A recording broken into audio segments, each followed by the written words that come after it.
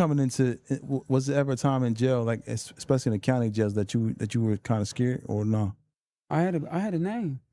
Mm, Even at 17, I was like I said, I started out in crime at 11 years old. mm, So everybody knew me. exactly. You know what I mean? Everybody knew me. You got to realize and understand, when you run in them type of circles and you being sadistic, diabolical, and criminal minded, everybody that you was in juvenile facility with, you end up being in adult prison with you as well, because we all threw our life away in the same fashion. So Mm, they be like, that's KD right there. Oh, that's KD. So even if they didn't know the face, they knew me through the crimes that I committed. wow. So now you get sentenced, you take that time. That was, what was it? Mhm. Eight to, what was 6 to 12. 6 to 12. Okay. So now you get ready to go upstate. Where you go? What was the first jail you went to upstate? Camp Hill, which was one of the worst moments of my life. You didn't go to the fort? I went to the Ford.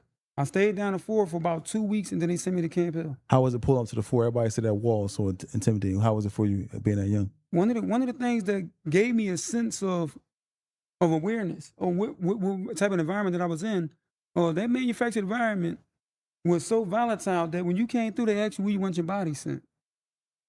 And I'm like, what do you mean? And you know, me being immature at that time, intellectually immature, I didn't even really understand why he was asking me where I want my body sent. I said, what do you mean where I want my body sent? He said, just in case something happened to you, where do you want your body sent?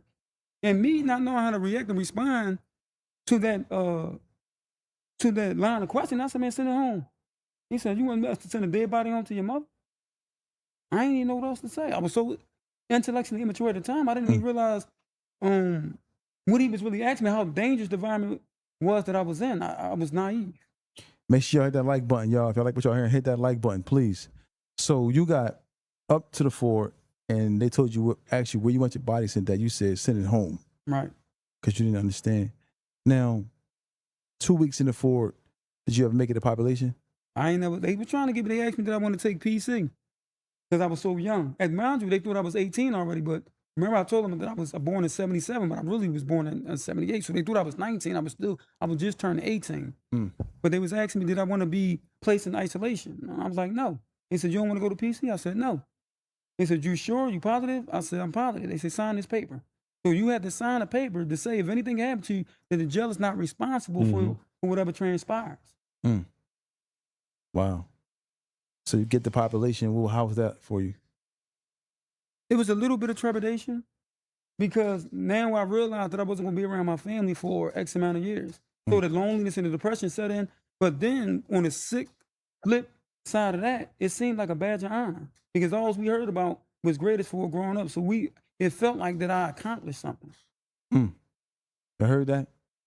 Just hear about jail so much that you feel like you make it there, like I accomplished, I have arrived. Yes, exactly how we felt. Wow. And it's like almost like a badge of honor. It was like a badge of honor. And the crazy thing about it, because remember early on when I told you that I robbed Dunkin' Donuts and I said that I got away with that crime. Mm-hmm. Well, it was a dude who ended up getting sent for that crime. I ended up shooting the manager in the back. Oh, well, you didn't tell me that when you went to Dunkin' Donuts? I ended up shooting the manager in the back. I got away. The brother ended up he took the deal for that crime. Me and him was on the bus going to Greatest for together. We ended up being cellies, and that's how I knew. And I said, what you doing locked up? And he explained to me where he was at. He's like, I ain't even do it. And I said, man, I hope you don't take it the wrong way. I said, bro, I know you ain't do it. He said, how you know? You don't even know me. I said, no, I did it. And the crazy thing about it, he ended up getting a 3 to 6. He's still in jail right now on that same crime because he ended up catching additional cases and charges. So he's been in jail over 30 years when he only had a 3 to 6. Dang. So I'm asking you, what made you shoot the manager in the back? What happened? He just was like, man, just take this. Yeah. Take that while you at it. Why give me the money and take this while you at it. What did he say when you shot him? He screamed for his life, don't kill me. Wow. So now you had the fort 2 weeks, time for you to go to Camp Hill. How was that for you?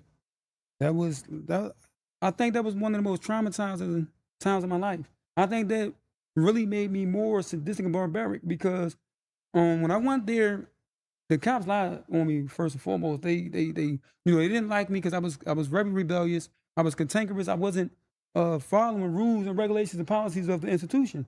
So what they did was they lined me up. They came and got me like 3, 4 in the morning, where all these open razors said these yours. They threw them in my cell, came back with the handcuffs, locked me up, took me to the hole like 4 o'clock in the morning. I'm talking about these were some big white folks. Mm. And they had nothing but hatred in their heart for young black men.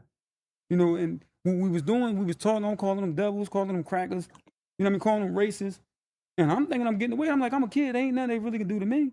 That's how I was thinking. Mm. And these people dragged me to that hole 3, 4, 5 o'clock in the morning with nightsticks taller than me. And they made me put my face. When they got me in that part where they started to strip you out, they put my nose on the wall. And they whispered to me, you better not move your nose off that wall, nigga. And they had one on one side, one on the other, and about 5 behind me. And the nightsticks was taller than me. And they told me to strip and get naked, and I better not take my nose off that wall. So you couldn't back up to bend down and take your shoes off. None of that was going to happen. You keep your fucking nose on that wall and take your clothes off. Mm. And don't look back. If you look back, we're going to crack your head with this stick. And that's when I knew it was real. Wow. So why did what would they strip you for? Just to They make sure that we didn't have any drugs or paraphernalia before they took us to the hole. Mm. Listen up, man. And this is still going on today, possibly, in the jails. Yeah, definitely. You definitely have cases like that. You fucking right. Wow. So you get to the hole. How much time you did in the hole? I was supposed to go back there and do 45 days, but like I said, I was rebellious. I was naturally rebellious. And I always gave people the analogy like this. Anybody that went to jail after terrorizing their own community, right, and brutalizing their own citizens, right, and their own communities, right, Mm-hmm. and then they go in jail, and then all of a sudden you got morals, standards, principles, and guidelines, right?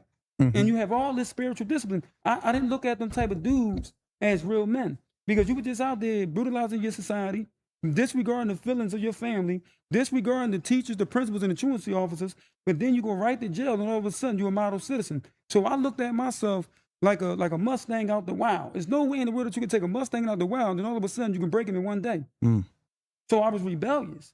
So I went back there with 45 days to do, and I ended up getting sentenced to about a year Wow. in the hole. This guy, we talk about this thing about leaving a honey bun or a cupcake or a cookie or something on your bed. You chimed in on one of the posts said that he said it's not. He said it's a myth, but you said that it's not a myth. It's something that's true. No, it's not a myth. It probably depends on what generation you went into the prison, what decade you went. But if you went to jail in the 80s and the 90s, it was real. It was extremely real. Mm. You know, the thing about it, if you went in your cell and you had something on your bed and you ate it, then you had to compensate them. What do you And mean? You had to perform some kind of sexual act. And you know, you had people like the diaper mans of the world. I'm pretty sure he's familiar with the kind of A people. diaper man? You had people like Akbar. You know what I mean? Brother Akbar. Who describe what a diaper man is? Diaper man was a predatory, sadistic, insidious, and diabolical individual who was predatory, who preyed on the young and attacked the even younger. He was notorious for raping young juveniles or young adults at that time. Mm. And you had